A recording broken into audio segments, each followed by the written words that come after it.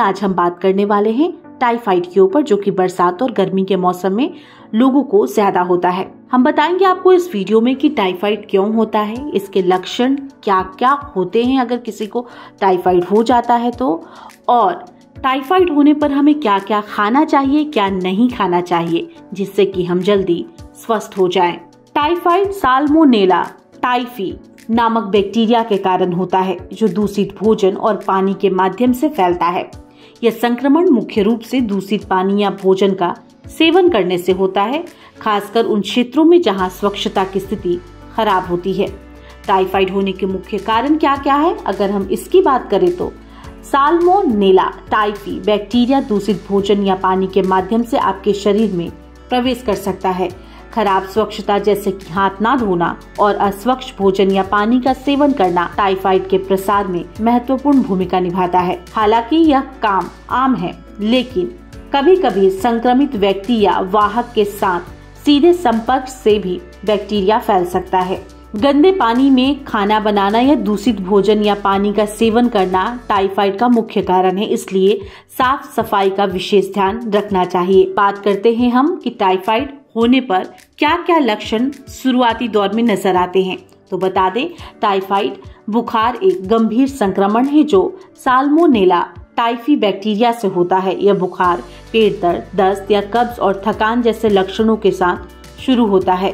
बुखार धीरे धीरे बढ़ता है और कुछ दिनों में 104 डिग्री फ़ारेनहाइट तक पहुंच सकता है।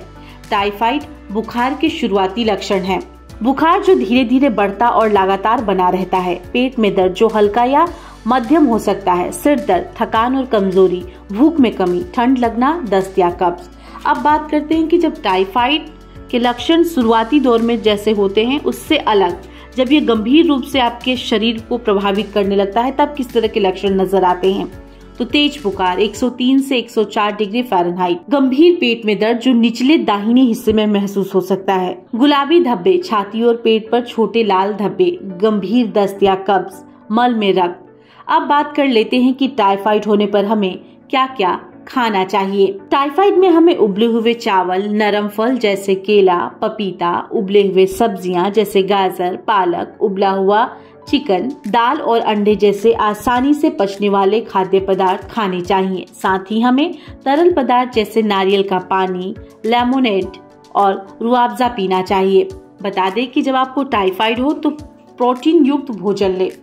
दाल, उबले हुए चिकन, अंडे और मशरूम जैसे प्रोटीन से भरपूर खाद्य पदार्थों को शामिल करें।